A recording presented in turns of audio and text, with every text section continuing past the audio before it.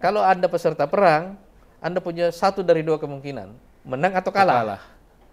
Tapi kalau Anda korban, Anda punya satu kemungkinan aja, cilaka aja terus.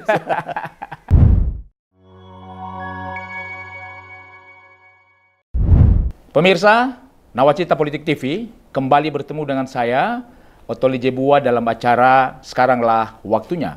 Sekarang waktunya kita bicara, sekarang waktunya kita diskusi, dan sekarang waktunya kita mengambil keputusan.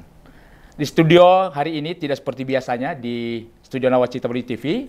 Saya ada di studio Gelora Center, ya. Dan kesempatan ini tamu saya khusus hari ini, Pak Anies Mata. Selamat sore, Pak Anies. Selamat sore. Apa kabar? Sehat. Ya, luar biasa. Senang sekali bertemu dengan Pak Anies Mata. Pak Anies Mata bukan orang asing di perpolitikan Indonesia. Beliau pernah menjadi Presiden PKS dan juga pernah 2 periode lebih menjadi anggota DPR RI. Iya. Bahkan beliau pernah menjadi Wakil Ketua DPR RI. Dan sekarang Pak Anies Mata sebagai Ketua Umum Partai Gelombang Rakyat atau tak kenal dengan Partai Gelora. Pak Anies Mata, saya mau bertanya ini. Sebenarnya apa yang mendorong Pak Anies terjun dalam dunia politik partai sih? Bismillahirrahmanirrahim. Saya mau mengucapkan selamat dulu Ya. nih. Ini kolaborasi dua TV. Ya. TV Gelora dengan Nawacita. Nawacita. Gitu ya. Ini kolaborasi yang luar biasa. Ya. Gitu ya. Saya masuk ke dunia politik dengan background sebelumnya sebagai aktivis dakwah ya. Ya. Karena saya percaya bahwa ada dua hal yang kalau bertemu itu akan menciptakan gelombang sejarah yang sangat besar. Gelombang perubahan dalam hidup manusia yang sangat besar, yaitu agama dan politik. Iya. Kita lihat semua perubahan besar itu ditentukan oleh politik. Ya. Karena sepanjang hidup manusia tidak ada organisasi yang bisa melebihi besarnya organisasi negara. Ya. Ya. Ya. Mungkin kecuali sekarang ini di era dominasi neoliberalisme. Ya. Sejak runtuhnya Uni Soviet, baru ada tantangan bahwa ada usaha untuk mengalahkan dominasi negara, namanya korporasi. Ya. Ya kan? Tapi negara sebagai organisasi itu perlu konten. Ya. Perlu narasi. Ya. Dan sumber narasi yang tidak pernah habis-habis dalam sejarah manusia itu adalah agama. Ya. Jadi kalau kita lihat imperium-imperium besar misalnya, katakanlah Romawi. Ya. Kan kalau kita bicara Romawi yang kita kenal apa? Itu kan imperium Kristiani. Betul, Romawi. Ya, Romawi kan. Iya. Kita bicara itu, dan dunia ini kan kalau kita lihat adalah didominasi oleh dua imperium ini sebelumnya. Ya. Iya kan? Romawi dan Islam. Ya. Kan itu kan kira-kira. Betul. Kan? Dan kalau kita lihat Romawi itu menjadi utuh di abad keempat lah terutamanya, setelah permusuhan yang panjang antara negara dengan Kristen gitu. Ya. Akhirnya kan menyatu. Betul. Setelah menyatu kan Romawi bertahan lagi gitu. Betul. Menjadi kan? Kuat lagi. Menjadi kuat kembali kan. Jadi agama Kristen itu adalah faktor pemersatu dalam sejarah Imperium Romawi. Iya kan? Begitu juga dalam sejarah Islam, kalau kita lihat, Nabi itu perlu waktu 13 tahun untuk punya negara di Madinah, Nabi Muhammad ya. Ya. Jadi, dua Nabi kita ini, walaupun Nabi Isa tidak menyaksikan bahwa ada sebuah negara. Ada sebuah negara karena jaraknya sekitar 300-an tahun. Betul, ya. betul. Tetapi kita semua sama-sama mengerti bahwa penyatuan agama dan politik itu memberikan kekuatan yang luar biasa pada kehidupan berbangsa. Gitu. Iya. Itu kira-kira dasar pemikirannya. Iya, luar biasa sekali ya. Jadi memang kita melihat bahwa ketika terbentuknya sebuah negara, agamanya juga kuat di sana, maka itu menjadi negara yang kuat. Iya.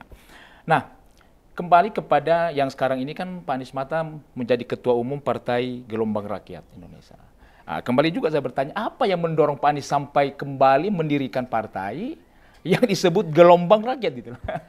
Jadi saya mendirikan partai ini dengan satu premis dasar di awal dulu ya, yang saya yakini setelah bertahun-tahun sebelumnya di politik, bahwa ini akan ada gelombang krisis besar secara global yang akan merubah arah sejarah umat manusia. Ya, secara global. Secara global. Sebab dari krisis ini itu dasarnya adalah ideologi, karena sistem yang ada sekarang ini yang didominasi oleh sistem neoliberalisme ini telah menciptakan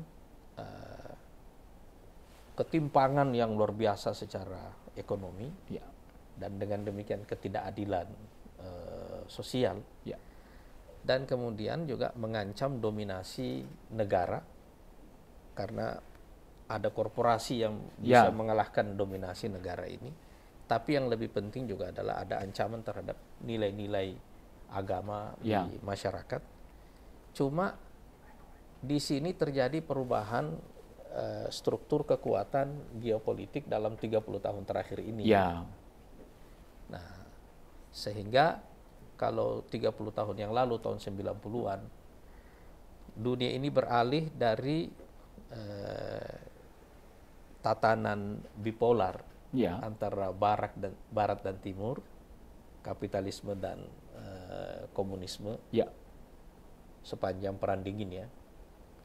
Tapi setelah runtuhnya Uni Soviet, kan kita mengenal sistem unipolar, dunia didominasi oleh Amerika. Tapi dominasi Amerika ini cuma bertahan tidak sampai 30 tahun, ya kan? Di akhir tahun dekade pertama abad 21 ini, terutama setelah krisis global 2008 yang lalu, krisis finansial ya maksud saya, kita menyaksikan munculnya pesaing-pesaing baru bagi Amerika. Dalam hal ini Cina. Cina, betul. Ya kan? Dan kemudian ada penurunan yang drastis pada kekuatan Eropa. Dan Cina naik sebagai kekuatan kedua, kemudian Rusia muncul sebagai comeback kembali ya. Betul. Sebagai kekuatan global baru. Artinya dalam 20 tahun terakhir ini telah terjadi perubahan pada perimbangan kekuatan global. Dan ini berarti dunia ini secara ideologi akan mengalami perubahan yang luar biasa, tapi secara kekuatan militer, ekonomi, dan politik ini akan beralih kepada tatanan dunia baru yang tidak lagi unipolar. Ini akan beralih, kita tidak tahu apakah nanti akan kembali ke bipolar lagi, tetapi sebagian besar orang di dunia menganggap bahwa kita tidak akan kembali ke sistem itu, tapi akan mengarah ke dunia, tatanan dunia baru yang lebih bersifat multipolar, merata maksudnya gitu ya. Nah, jadi akan ada krisis besar ini ya. Ini dari secara geopolitik ya, tadi ideologi. Kemudian akan muncul teknologi baru yang menciptakan disrupsi besar. Dan ini juga pasti akan mengubah tatanan dunia. Satu generasi teknologi baru ini, artificial intelligence, robot, ya kan, dan lainnya yang segenerasi dengan ini semuanya, rekayasa genetika yang semakin maju dan seterusnya. Ini semuanya akan menciptakan disrupsi besar dalam kehidupan kita. Artinya apa? Kita akan memasuki satu gelombang perubahan besar secara global yang mungkin hanya terjadi 200 atau bahkan 500 tahun dalam sejarah manusia, dalam putarannya. Karena ini satu paket semuanya. Jadi perubahan besar lah ya. Perubahan secara ideologi, perimbangan kekuatan militer, ekonomi dan politik, ya kan? Akan ada konflik supremasi antar kekuatan adidaya. Dan ini berarti kita berada dalam ancaman baru. Ancaman besar ini apa? Satu, ancaman perang. Tapi bersamaan dengan itu, di sini ada krisis yang lainnya yang disebabkan oleh sifat ideologi kapitalisme tadi itu. Pertumbuhan ekonomi yang sangat besar dalam beberapa puluh tahun terakhir ini mengakibatkan eksploitasi bumi yang luar biasa. Akhirnya kita sampai kepada ancaman krisis iklim. Ya kan? Jadi ada climate change, ada perubahan ada konflik geopolitik, ada ancaman perang dan seterusnya. Dan saya bertanya itu, dalam sejarah Indonesia, kapan kita mengalami perubahan global sebesar itu? Ya. Ya kan? Nah, saya mengerti satu hal dalam sejarah Indonesia. Setiap kali ada perubahan global besar begitu, Indonesia selalu menjadi korban. Ya, ya. Ya. Coba bayangkan ya. Tahun 1492. Ya. Kalau nggak salah ya, ini tolong tahun-tahunnya dibenarkan ya. Ya. Kan benua Amerika ditemukan oleh Columbus. Ya. Ya kan? Kalau nggak salah tahun 1496 atau 98 sesudahnya, ini Vasco da Gama masuk ke anak benua Ya. India dan juga sampai ke Asia Tenggara di sini. Tapi tiba-tiba tahun 1511 Portugis sudah masuk ke Indonesia. Ya. Dan baru kemudian kita masuk babak baru dalam sejarah Indonesia, kita jadi jajahan Eropa. Iya. Iya kan? Ya. Ganti-ganti aja itu kita Dan cukup dijajah panjang. sama dia. Panjang kan? Cukup waktu panjang. Ada Portugis, ada Spanyol, Belanda. ada Inggris, ada Belanda, semua masuk ke sini. Iya kan? Ya. Tiba-tiba kita semua jadi jajahan. Semua bangsa Asia jadi jajahan. Ya. Semua bangsa Afrika jadi jajahan. Apa dosa kita sama Eropa? Iya kan? Ya. Mereka mengalami revolusi, ada revolusi maritim, ada renaissance, ada revolusi teknologi yang luar biasa, tapi kita yang jadi korban. Artinya, begitu satu perubahan yang terjadi di epicentrum dunia, kita ini kastanya kasta rendah. Ya. Dampaknya ke kita. Dampaknya ke kita, satu. Yang kedua, saya selalu mengulang lagi, kenapa kita jadi jajahan Jepang? Ya. Karena Jepang masuk dalam perang Pasifik, perang dunia kedua, Ya. dia perlu basis di sini. Betul. Iya kan? Iya kan? Iya. Kan dia perlu basis di mata rantai pantai di Asia Tenggara ini seluruhnya kalau dia punya mau masuk dalam perang di Pasifik ya kan sebagai basis. Ya kita jadi jajahan Jepang lagi kan. Ya. Kita merdeka juga karena Jepang kalah. Ya kan? Tapi dalam masa perang dingin kita mengenal peristiwa G30 SPKI. Ya. Itu ada dalam rangkaian peristiwa-peristiwa besar di Asia Tenggara di tahun 50-an pertengahan sampai 60-an bahkan sampai awal tahun 70-an kan kita melihat kawasan ini kan jadi kawasan berdarah. Ya. Kalau di sini ada G30 SPKI yang sebenarnya tadinya kan bisa berubah menjadi perang saudara itu tadinya. Di kawasan kita ada perang Vietnam. Berapa lama itu kan? Ya. Kemudian ada perang Korea. Ya. Iya kan? Anda semua tahu kan hasilnya perang Korea apa? Dua kawasan itu dipecah jadi dua. Ya. Dan tapi yang paling pokok di sini G30 SPKI itu adalah menutup, mengakhiri Orde Lama dan mengawali Orde Baru. Ya. Iya kan? Nah, setelah Uni Soviet runtuh, kan Amerika berkuasa. Tiba-tiba ada gelombang demokratisasi di seluruh dunia. Dia jadi negara superpower. Di bekas Uni Soviet di Eropa Timur. Ada perang Bosnia, Ya. Yugoslavia pecah, ya kan? Itu semua pecah kawasan itu, tapi kita tahun 98 kan ada reformasi. Ya. Orde Baru berakhir. Ya. Artinya apa? Setiap kali ada perubahan dalam epicentrum politik dunia, selalu ada Imbas ya. imbasnya ke sini nih. Dan artinya apa juga? Bahwa kita ini sebagai bangsa, ini bangsa yang lemah. Ya. Iya kan? Ini bangsa yang lemah karena selalu jadi korban. Nggak ada dosanya. Ya. Makanya kata ada prinsip dasarnya kalau ada perang, orang itu dibagi dua. Anda peserta dalam perang itu atau korban. Iya, hanya ada dua saja pilihannya. Kalau Anda peserta perang, Anda punya satu dari dua kemungkinan, menang atau kalah. Tapi kalau Anda korban, Anda punya satu kemungkinan aja, cilaka aja terus. Iya kan? Iya, iya. Nah, jadi saya melihat bahwa ini satu sejarah Indonesia yang harus kita lihat bahwa momen peristiwa-peristiwa besar yang menandai peristiwa sejarah kita di Indonesia itu sebenarnya merupakan refleksi dari perubahan besar yang terjadi dalam epicentrum dunia. Iya kan?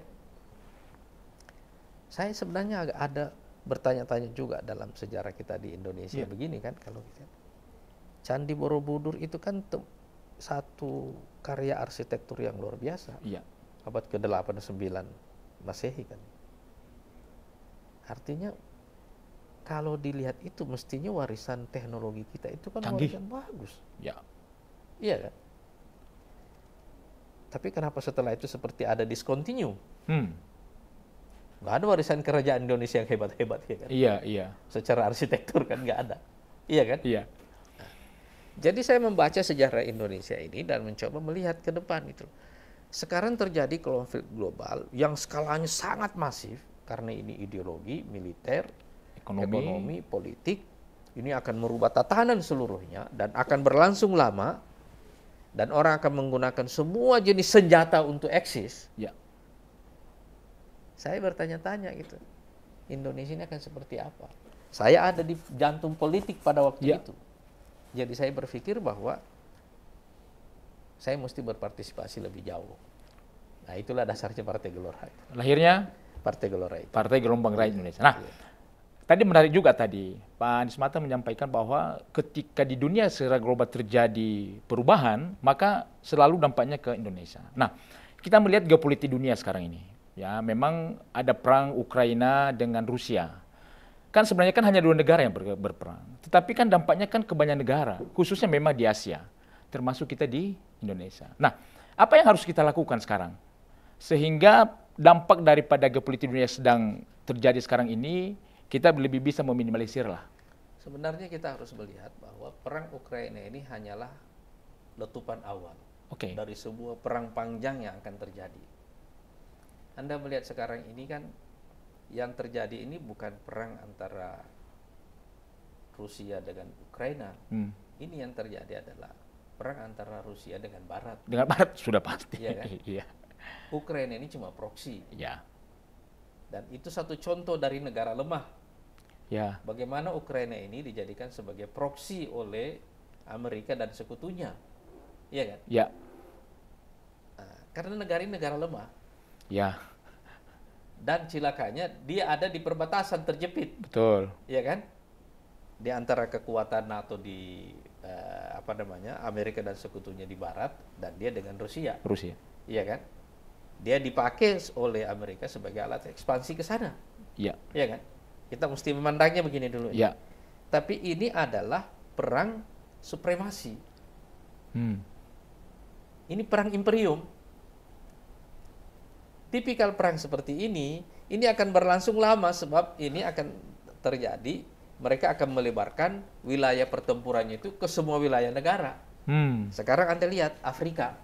Ya. Afrika ini nggak ada negara damai di Afrika sekarang. Semua perang. Karena itu salah satu kawasan yang kaya dengan sumber daya alam yang luar biasa dan tidak tereksploitasi dengan baik, tetapi dipenuhi dengan bangsa yang lemah dan negara yang gagal. Iya kan? Iya. Coba Anda lihat misalnya Sudan sekarang. Udah nggak ada negara di situ sekarang. Betul. Iya kan? Sudan ini pintu gerbang ke Afrika. Tapi Anda lihat Libya. Kan dari sejak Gaddafi udah jatuh. Masih perang. Iya. Kenapa masih lanjut perangnya di situ? Karena sumber daya alam. Banyak di situ. Minyak. Minyak. Ya. Jadi Amerika kan punya persoalan ini, pasokan sumber daya alam. Iya. Kenapa? Dia sebenarnya penghasil sumber daya alam yang sangat besar, tapi kebutuhannya lebih besar dari stoknya dia. Gitu. Iya. Jadi selamanya dia akan cawe-cawe di tempat seperti ini. Gitu. Itu artinya apa? Sekarang kalau Anda lihat Afrika, Eropa yang tadinya zona paling aman di dunia, sekarang sudah menyala. Iya. Sekarang kawasan Afrika sudah menyala semuanya juga. Sebentar lagi Anda akan melihat juga ini situasinya akan pindah ke Asia Pasifik. Iya, iya. Iya kan? Di Asia Pasifik ini ada satu utamanya Amerika namanya Cina. Ya. Tapi Amerika di sini punya sekutu. Ada Jepang, ada Korea Selatan, ya. Ada Taiwan, ada Australia. Iya kan? Iya, sekutunya itu. Iya. Ya, walaupun tidak bisa kita bilang sekutu full, tapi ya dia berusaha menarik India ke situ. Iya kan? Ya. Nah, Indonesia ini ada di mana? Ini kan kawasan di Asia Timur semua ini kan. Iya. Asia Tenggara ini kawasan yang paling rapuh dalam konflik ini. Iya. Kenapa rapuh? Karena Selat Malaka ini tanpa kita sadari tumbuh menjadi lalu lintas perdagangan yang mungkin sekarang apa namanya, nilainya triliunan dolar gitu ya. Ya. Sebagai lalu lintas perdagangan ini. Dan secara otomatis kita akan melihat bahwa ini pasti juga akan menjadi sasaran empuk dari semua kekuatan global ini untuk didominasi secara otomatis. Ya. Iya kan? Ya, ya. Secara otomatis.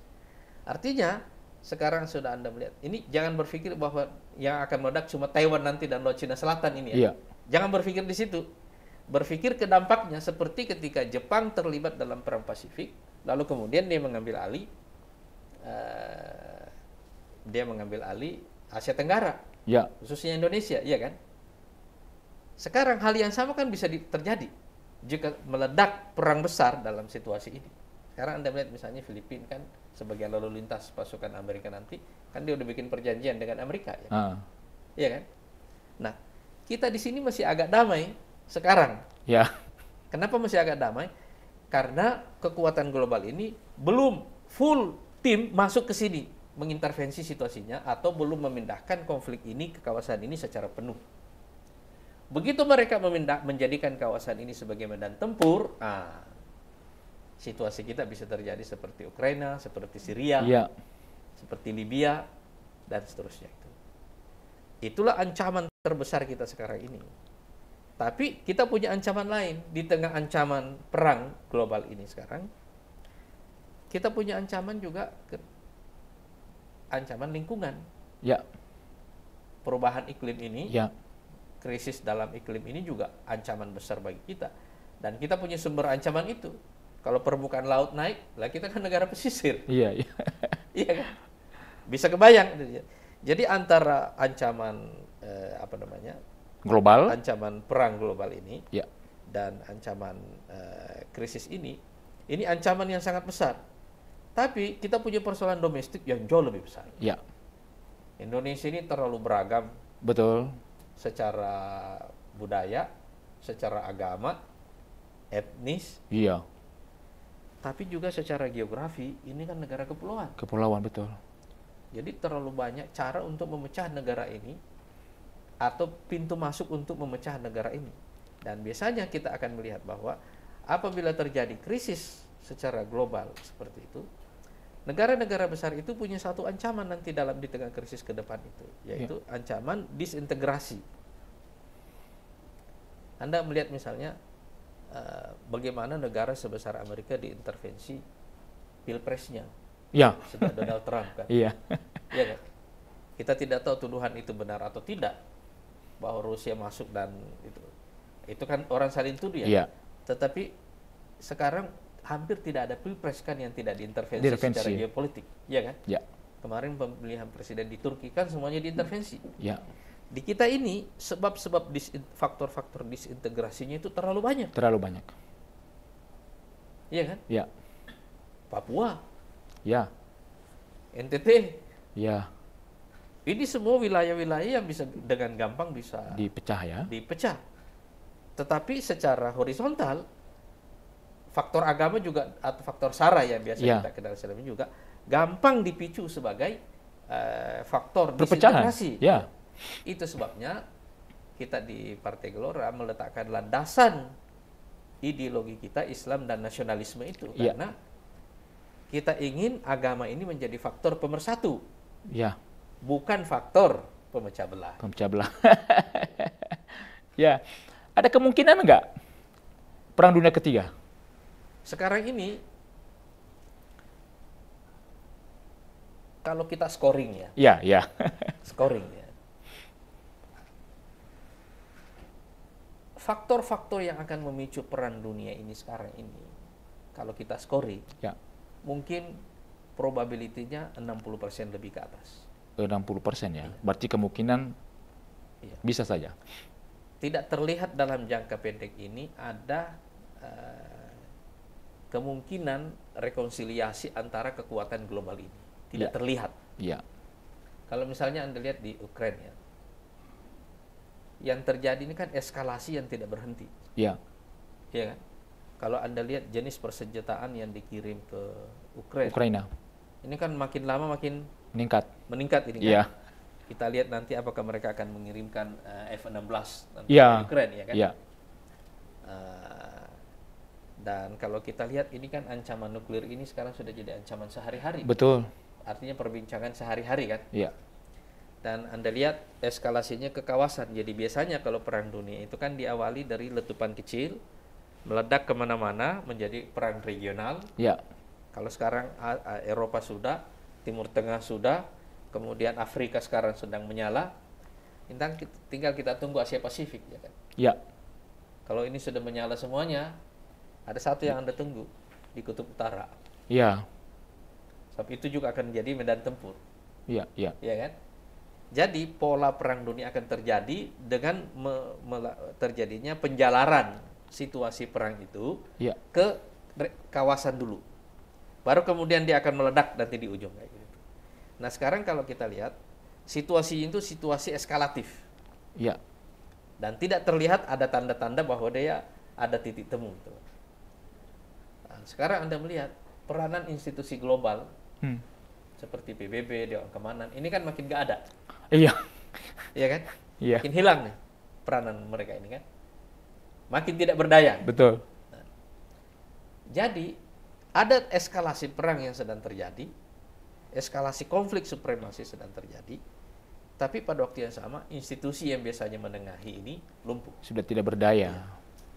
Tapi kalau kita melihat potensi perangnya itu, sebenarnya nanti yang akan memicu lebih banyak itu adalah keyakinan para kekuatan adidaya ini tentang masa depan ekonominya. Coba Anda melihat ya, kalau perang antara Amerika dengan Cina, konfliknya terus berlanjut, kira-kira apa yang akan dilakukan oleh Amerika untuk memperkuat kembali ekonominya? Di tengah pertumbuhan Cina yang sangat pesat ini kan. Karena mereka melakukan satu kesalahan besar di masa lalu, 30 tahun yang lalu, yaitu merelokasi industrinya dari Amerika ke Cina. Cina belajar dari dia. Iya. Sekarang kalau dia mau tarik kembali, dia nggak bisa kompetisi sama Cina. Kenapa? Karena dia pasti kalah sama Cina dari sisi labor. Ya. Ongkos tenaga kerjanya mahal. Betul. Iya kan? Dia hanya bisa kembali membangun industrinya itu kalau dia melakukan satu lompatan besar secara teknologi. Dia ganti tenaga manusia dengan teknologi, ya, dengan robot, iya kan? Begitu dia pindah kepada sistem ini, dia bisa sangat kompetitif menghadapi Cina. Output industrinya akan naik tinggi, tetapi tenaga kerjanya zero. Ya, ya. Dia pakai robot aja semuanya kan? Iya. Cuma dia punya masalah dalam negeri. Terus orang mau kerja dari mana? Tenaga kerjanya di mana? Iya kan? Iya, iya. Bagaimana orang mau kerja? Dia punya masalah. Artinya apa? Antara teknologi sekarang ini dengan sistem ekonomi, ini ada konfrontasi. Begitu teknologi ini diintegrasi dalam sistem ekonomi, dia punya impact yang sangat besar. Misalnya artificial intelligence sekarang kan diramalkan kira-kira akan menghilangkan 300 juta pekerjaan di cukup Eropa besar. Dan Amerika saja itu. Cukup besar. 300 juta itu mau kemana? Iya kan? Menjadi persoalan lagi nih. Iya kan? Artinya apa? Transisi dalam sistem ekonomi ini yang dipicu oleh disrupsi teknologi tadi ini memicu disintegrasi dalam negeri Amerika dan Eropa. Iya. Iya kan? Kalau dia akan mengalami disintegrasi seperti itu atau perang saudara, dan sekarang Anda melihat kan isu perang saudara di Amerika isu hari-hari. Iya.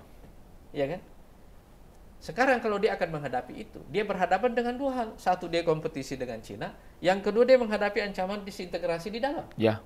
Dia menghadapi ancaman perang saudara. Ini kan duluan mana? Iya. Iya kan?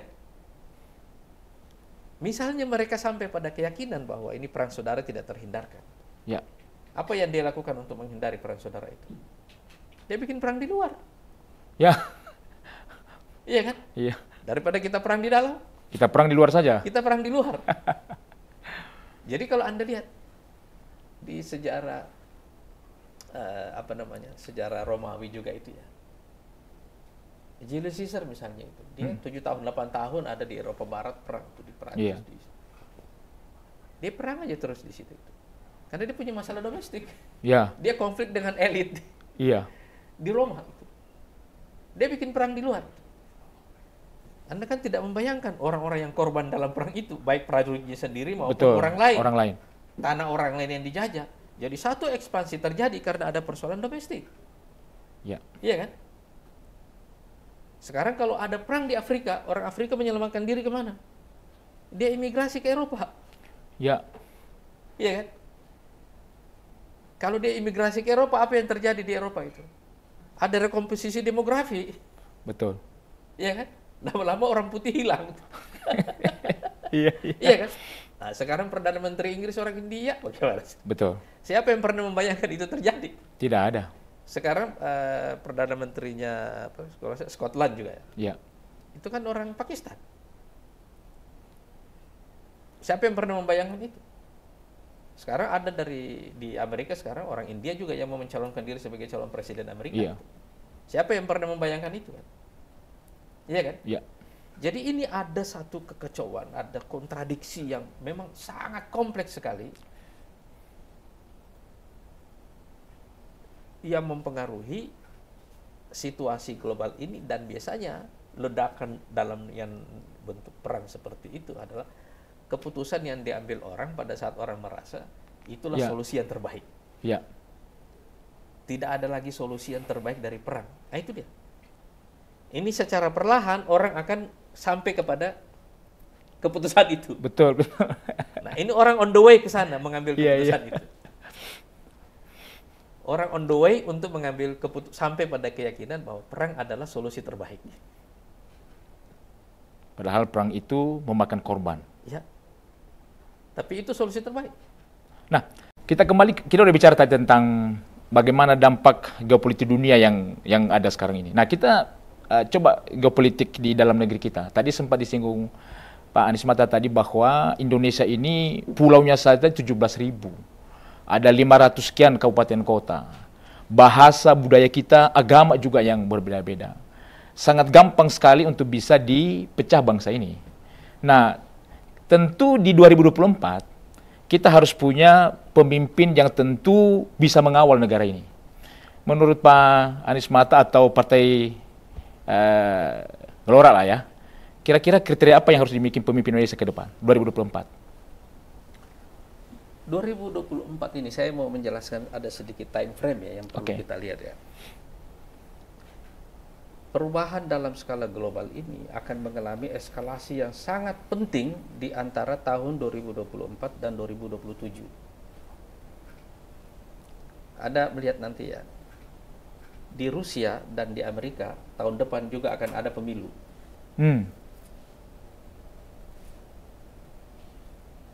Dan kemenangan di Ukraina ini adalah bahan kampanye Putin maupun Biden.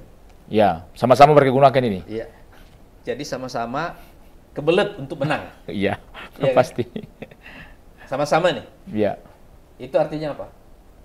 Ini akan ada eskalasi. Iya kan? Iya.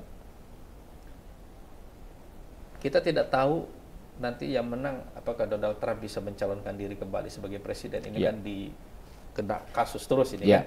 Tapi dia bisa lolos atau enggak kan kita nggak tahu nih kan. Tapi seandainya Donald Trump menang, dia akan mengalihkan perang itu ke Asia Pasifik. Lebih mungkin bagi dia. Dia lebih ingin menyelesaikan masalah dengan Putin secara persahabatan. Iya kan? Udah sesama sahabat lah kan ya. Iya kan? Karena itu sekarang bagi Cina misalnya sudah tidak penting bagi mereka Demokrat atau Republik yang menang. Iya. Karena sama-sama anti Cina. Iya. Iya kan? Caranya aja yang beda, fokusnya yang beda. Tapi kalau anti Cinanya sama. Sama aja. Iya kan? Nah, sekarang kita membayangkan bahwa kita di Indonesia ini, di Asia Tenggara secara umum, harus melihat bahwa dalam time frame ini Indonesia ini ada dalam situasi yang genting. Ya. Gitu ya. Ya. Kita harus memberikan penghargaan yang besar kepada Pak Jokowi ya. Iya. Bahwa Indonesia salah satu negara yang relatif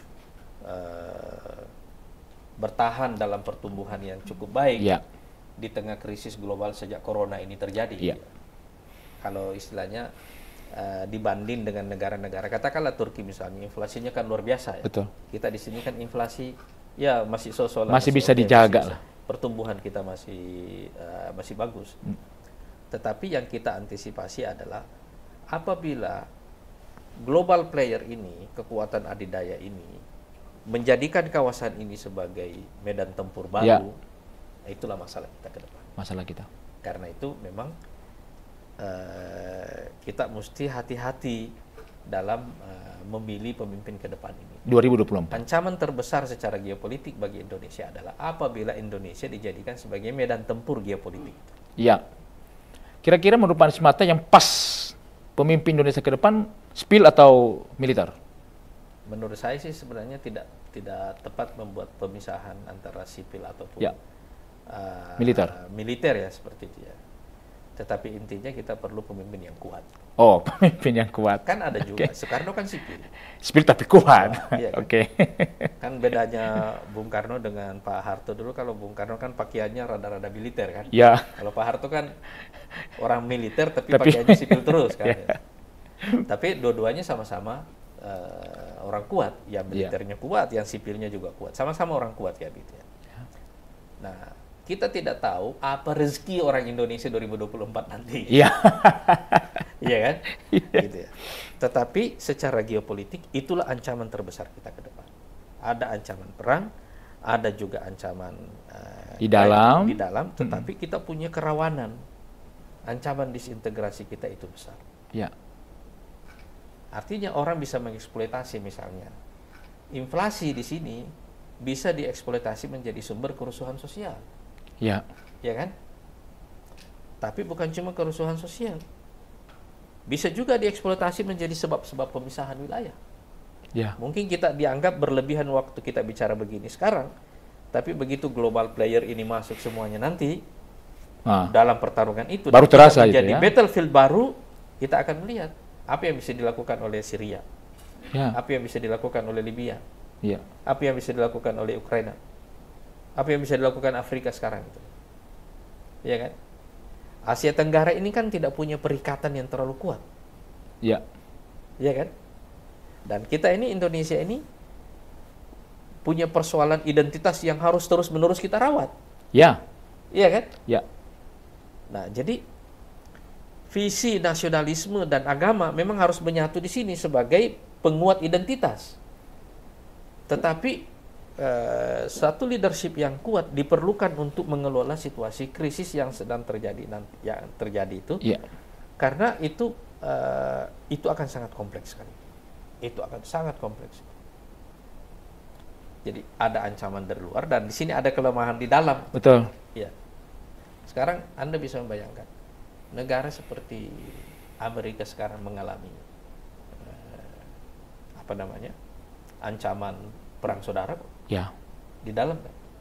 Elitnya pecah gitu kan. Betul. Jadi pemimpin yang kuat itu yang kita maksud apa? Pemimpin yang bukan hanya punya visi tapi juga bisa menjatuhkan elit. Iya. Iya kan? Iya. Bisa menjatuhkan elit dan kemudian mengendalikan teritori. Contohnya misalnya gini. Kenapa Pak Harto bisa eksesif melakukan pembangunan di sini? Pak Harto bersama semua pemimpin ASEAN di zamannya, sebelumnya ada Lee Kuan Yew, setelahnya ada Mahathir misalnya. Kita ambil 3 sampel ini ya. Ada Lee Kuan Yew, ada Pak Harto, dan ada Lee Kuan Yew kan dari 59 ya. Kalau kita katakanlah Pak Harto dari secara de facto dari tahun 65 misalnya. Kemudian Pak Mahathir dari 81 ya. Kalau nggak salah. Ini kan ada di satu waktu yang sama secara relatif ya. Kawasan ini mengalami pembangunan yang eksesif karena ada transfer teknologi dari Barat. Ada modal dari Barat. Ya kan? Jadi kita mengalami transfer teknologi, kita juga mengalami ada modal, ya kan? Kita punya tenaga kerja. Kan ada kombinasi. Betul. Dalam 30 tahun masa Orde Baru kita tumbuh luar biasa pesatnya, ya kan? Kalau sekarang ini kan nggak terjadi yang seperti itu. Kalau nggak ada dukungan lagi. Iya kan? Iya. Nggak terjadi. Cantolan di sistem global ini nggak ada, karena yang sistem global ini yang runtuh sekarang, ya kan? Ya. Nah, jadi orang yang kuat, yang independen, dan juga orang yang mampu membangun aliansi-aliansi global secara kuat. Jadi dia tidak datang ke sana tunduk. Dia datang sebagai orang kuat, tapi dia tahu bagaimana menempatkan diri. Aliansi. Kan yang kita lihat di zaman Pak Harto itu kan, beliau membangun aliansi yang tepat pada waktu itu. Tepat. Iya kan? Ya. Itu yang membuat dalam 30 tahun kan kita tumbuh pesat luar biasa gitu. Ya. Bersama misalnya, makanya Singapura maju, ya. Malaysia maju, kawasan ini secara umum lah Asia Tenggara semuanya relatif maju ya, berkembang. Nah, kira-kira berapa persen target Partai Gelora di pemilu 2024? Ya, lolos threshold aja dulu lah. Berarti di atas 4% ya? 4% lah. Ya, kita harus begitu. Istilah kita tuh begini. Ya. Cita-cita boleh besar. Ya. Langkah harus realistis. Harus realistis ya. Realistis, ya. Tapi ya kita percayalah pemirsa. Partai baru gitu kan. Iya, Partai Gelora bisa lolos lah. Pak Ketua Umum tadi menyampaikan minimal lolos parameter threshold lah. Insya Allah. Supaya ada perwakilan di DPR RI ya. Insya Allah. Nah, yang terakhir Pak Anies Mata, melihat kepemimpinan Pak Jokowi 2 periode, bagaimana Pak dengan Pak Anies Mata dengan kepemimpinan 2 periode Pak Jokowi? Kita harus memberikan penghargaan kepada beliau, terutama di periode kedua ini ya. Ya. Karena di periode kedua ini kan, ini periode krisis ini kan. Betul. Krisis globalnya sudah mulai terjadi. Gitu kan. Baru dilantik, ini kan sudah masuk pandemi, corona, iya kan. Jadi relatif 2 tahun tidak bergerak gitu kan. Saya kira ada beberapa prestasi beliau yang sangat bagus yang harus kita hargai. Menurut saya bukan hanya dalam pembangunan infrastruktur ya, tetapi usaha beliau melakukan misalnya pengendalian inflasi, harga-harga. Seperti yang saya katakan tadi ini, di sini harga-harga bisa memicu revolusi kan. Betul. Tapi kemampuan mengendalikan ini situasi ini harus kita akui bahwa ini satu hal yang baik. Dan saya kira salah satu hal yang menarik adalah bansos yang diberikan selama periode ini juga relatif angkanya bagus. Bagus ya. Iya, artinya bansos ini bisa menjadi solusi bagi masyarakat ya. Pada dasarnya kan kita selalu berpikir soal bansos itu begini ya. Saya selalu mengatakan bahwa bansos ini hak rakyat. Gitu. Betul. Bukan, pada dasarnya bukan kemurahan pimpinan. Iya. Pimpinan itu melakukan itu karena visinya bahwa bansos ini harus dilakukan. Diberikan. Ketika ada tekanan secara ekonomi, tekanan pada daya beli masyarakat karena ruang gerak mereka habis selama masa pandemi itu ya. Tapi kita lihat misalnya kan dalam pengelolaan pandemi kan juga relatif bagus itu. 2 tahun ini kita lewati, kita tidak misalnya situasi kita itu tidak seberat seperti Cina misalnya, ya kan? Ya. Tidak seberat seperti di Eropa dan di Amerika di awal-awal pandemi seperti itu. Relatif lah secara umumnya. Jadi periode kedua ini krisisnya sangat besar, tetapi alhamdulillah berhasil dilewati dengan baik. Ya. Yang kita doakan beliau supaya husnul khotimah sampai akhir selesai jabatan. Ya, 2024.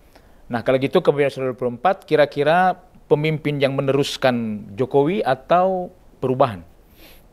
Kalau itu yang saya katakan tadi, kita perlu pemimpin yang kuat, yang independen, dan mampu membangun aliansi global baru, supaya apa yang sudah dicapai ini bisa kita lanjutkan. Bisa kita lanjutkan. Terima kasih. Pemirsa Nawacita Politik TV luar biasa, di sore hari ini kita dapat satu edukasi ya.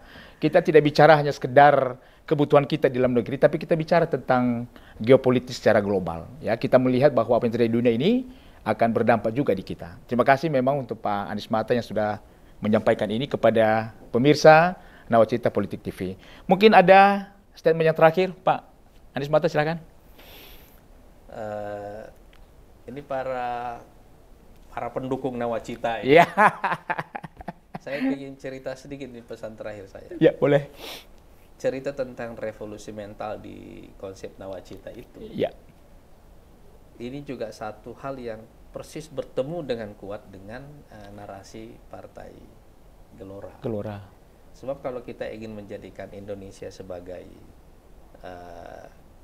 kekuatan atau ikut memimpin dunia, atau seperti yang saya katakan sebagai superpower baru, kita perlu